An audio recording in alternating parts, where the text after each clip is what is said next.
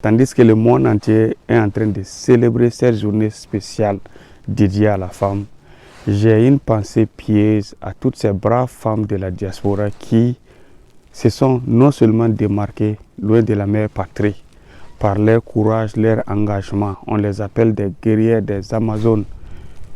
Aussi, elles ont décidé de venir répondre à l'appel de la nation en investissant dans différents secteurs dans nos différents pays. Il y a de ces jours comme ce matin, rien que pour pouvoir aller travailler, il te faut batailler.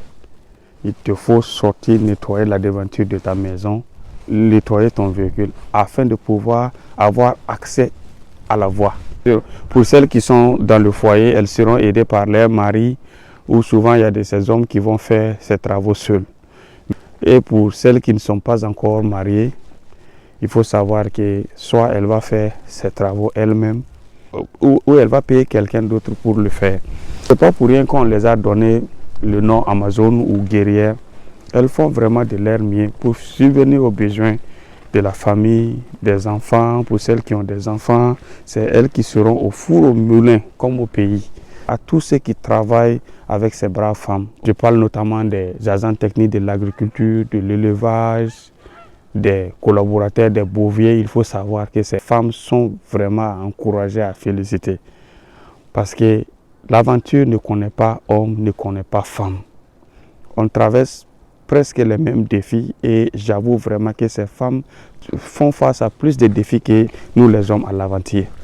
Donc lorsqu'elles reviennent réellement pour répondre à l'appel de la nation, je vous demande vraiment de prendre soin de leurs investissements au pays. Parce que ce n'est pas du tout facile. Je répète encore, personne ne désire rester dans ce pays. La plupart du temps, peu importe le nombre d'années qu'on fait ici, il faut savoir que l'objectif de tout aventurier, c'est réellement un jour venir rester au pays. Si vous voyez surtout la diaspora, que ce soit homme, femme, en train de réellement revenir, démarrer ces différents projets au pays, il faut savoir que, parce qu'on sait que c'est promoteur, répondre à l'appel de la nation pour la diaspora, ce n'est pas seulement un cri de cœur, c'est préparer notre retour. Ces femmes ont besoin d'aide, ces femmes réellement ont besoin d'aide. N'abusez pas de leur confiance parce que je connais pas mal de femmes qui m'ont contacté et puis elles m'ont vraiment fait savoir leur déception par rapport à ces bouviers. Lorsqu'ils travaillent dans ces différentes fermes, surtout que c'est une femme, souvent elles abusent de leur confiance et font des trucs pas possibles. Le karma existe, les gars. C'est ensemble qu'on pourra réellement relever les défis. Mon souhait et mon vœu le plus est que réellement, dans nos différents pays, que ce soit au Burkina Faso, au Mali, au Niger, et on ne dit plus Burkina Faso, Mali, Niger, que ce soit dans l'AES, au Togo, au Bénin, un peu partout en Afrique, si nos autorités, si le gouvernement arrive à réellement prendre en compte cet aspect, c'est-à-dire faire un recrutement de, par exemple, 1000 jeunes à l'intérieur de nos différents pays, ou 2000, 3000, les mettre à la disposition de la diaspora, fixer un prix, fixer un salaire, avoir des agents, des techniciens qui vont être à leur chevet pour les suivre. Je vous dis, peu importe le montant, la diaspora sera là. La diaspora va accepter. La diaspora voit comment les choses se passent. Et on sait réellement qu'en se donnant les mains, on pourra réellement atteindre l'autosuffisance alimentaire de l'Afrique tout en général. Parce qu'il ne servira à rien que le Burkina Faso seul atteigne l'autosuffisance alimentaire. Vous avez vu que le 1er janvier, le président du Faso a parlé de l'autosuffisance alimentaire céréalière. Et pour ceux qui ont produit beaucoup de maïs comme nous, nombreux sont ces personnes qui présentement peuvent en témoigner. Le prix du maïs a baissé, non? Si ces différents collaborateurs, ces techniciens et vétérinaires, vous arrivez réellement à aider cette diaspora, surtout la gente féminine, à réellement investir en minimisant les risques et avec un accompagnement franc, vous allez voir que beaucoup de choses vont changer. Je sais que l'année prochaine, on va atteindre l'autosuffisance alimentaire dans un autre domaine très bientôt. Et c'est la voie à suivre.